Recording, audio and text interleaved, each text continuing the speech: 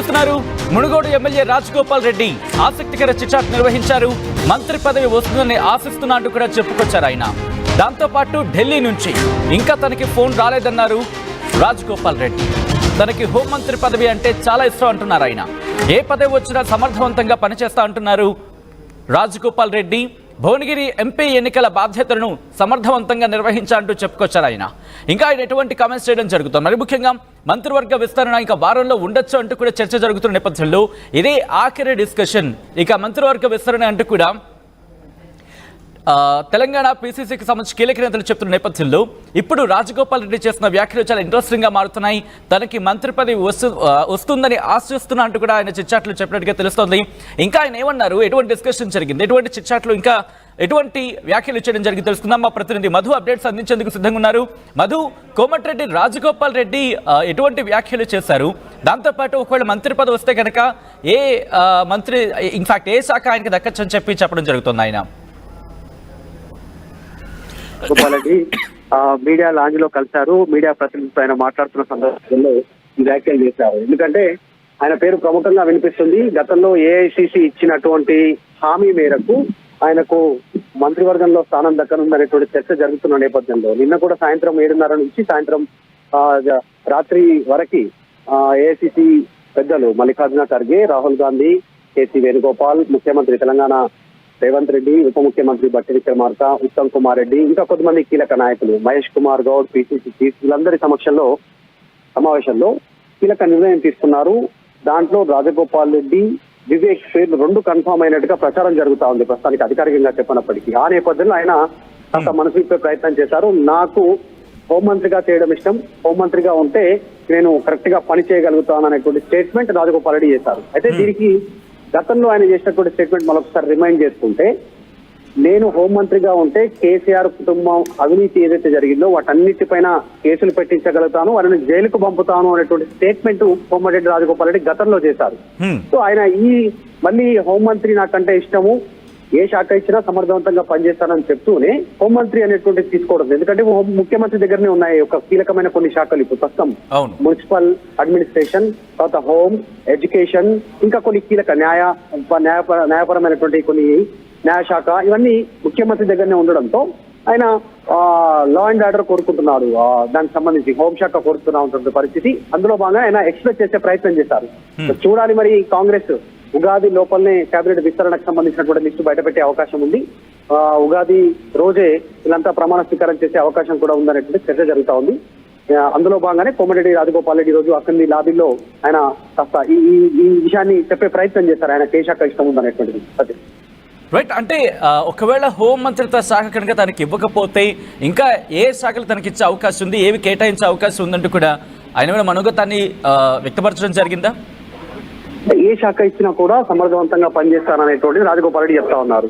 చెప్తున్న సందర్భంలోనే ఆయన హోంశాఖ గురించి చెప్పారు. అది నాకు ఇష్టం అనేటువంటిది ఆయన మెన్షన్ చేశారు. గతంలో కూడా అసలు మంత్రివర్గ విస్తరణ అయిపోయిన తర్వాత 2వ విడత మంత్రివర్గ విస్తరణ జరుగుతుంది అనేటువంటి సందర్భంలో కూడా ఈ స్టేట్మెంట్ చేశారు.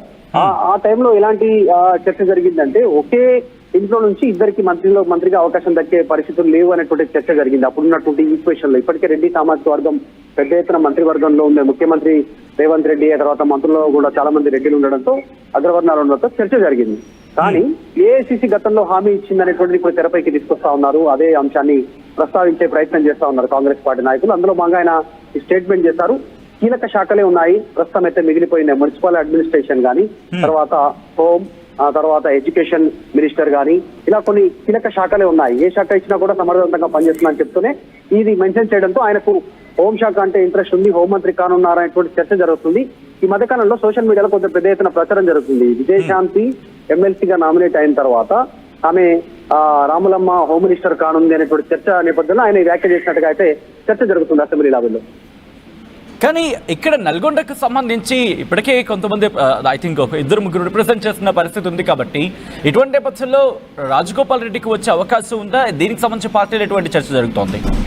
నిజంగానే కోమటిరెడ్డి వెంకటరెడ్డి సొంత అన్న కోమటిరెడ్డి రాజగోపాల్ రెడ్డికి, తర్వాత ఉత్తమ్ కుమార్ రెడ్డి, ఆయన అదే జిల్లా నుంచి రిప్రజెంట్ చేస్తా ఉన్నారు. ఆయన మంత్రిగా ఉన్నారు, నీటిపారుదల శాఖ మంత్రి, తర్వాత సివిల్ సప్లై మినిస్టర్. 2 పెద్ద శాఖలే, చాలా భారీ శాఖలే దానికి సంబంధించి. తర్వాత Komatireddy Venkatareddy roads and buildings, at the same time cinematography మినిస్ట్రీగా కొనసాగుతున్నారు. ఈ రోజే వీళ్ళంతా ప్రమాణ స్వీకారం చేసే అవకాశం కూడా ఉందనేటువంటి చర్చ జరుగుతా ఉంది.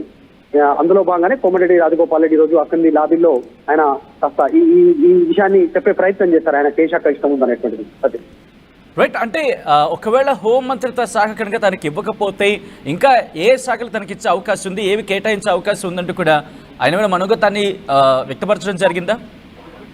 ఏ శాఖ ఇచ్చినా కూడా సమర్థవంతంగా పనిచేస్తారనేటువంటిది రాజగోపాల్ రెడ్డి చెప్తా ఉన్నారు. చెప్తున్న సందర్భంలోనే ఆయన హోంశాఖ గురించి చెప్పారు. అది నాకు ఇష్టం అనేటువంటిది ఆయన మెన్షన్ చేశారు. గతంలో కూడా అసలు మంత్రివర్గ విస్తరణ అయిపోయిన తర్వాత రెండవ విడత మంత్రివర్గ విస్తరణ జరుగుతుంది అనేటువంటి సందర్భంలో కూడా ఈ స్టేట్మెంట్ చేశారు. ఆ టైంలో ఎలాంటి చర్చ జరిగిందంటే ఒకే ఇంట్లో నుంచి ఇద్దరికి మంత్రిగా అవకాశం దక్కే పరిస్థితులు లేవు అనేటువంటి చర్చ జరిగింది. అప్పుడున్నటువంటి ఈక్వేషన్ లో ఇప్పటికే రెడ్డి సామాజిక వర్గం పెద్ద ఎత్తున మంత్రివర్గంలో ఉండే ముఖ్యమంత్రి రేవంత్ రెడ్డి, తర్వాత మంత్రుల్లో కూడా చాలా మంది రెడ్డిలు ఉండడంతో అగ్రవర్ణాలు ఉండడంతో చర్చ జరిగింది. కానీ ఏఐసిసి గతంలో హామీ ఇచ్చిందనేటువంటిది ఇప్పుడు తెరపైకి తీసుకొస్తా ఉన్నారు. అదే అంశాన్ని ప్రస్తావించే ప్రయత్నం చేస్తా ఉన్నారు కాంగ్రెస్ పార్టీ నాయకులు. అందులో భాగంగా ఆయన ఈ స్టేట్మెంట్ చేశారు. కీలక శాఖలే ఉన్నాయి ప్రస్తుతం అయితే మిగిలిపోయిన మున్సిపల్ అడ్మినిస్ట్రేషన్ గానీ, తర్వాత హోమ్, తర్వాత ఎడ్యుకేషన్ మినిస్టర్ గానీ, ఇలా కొన్ని కీలక శాఖలే ఉన్నాయి. ఏ శాఖ ఇచ్చినా కూడా సమర్థవంతంగా పనిచేస్తుందని చెప్తూనే ఇది మెన్షన్ చేయడంతో ఆయనకు హోంశాఖ అంటే ఇంట్రెస్ట్ ఉంది, హోంమంత్రి కానున్నారనేటువంటి చర్చ జరుగుతుంది.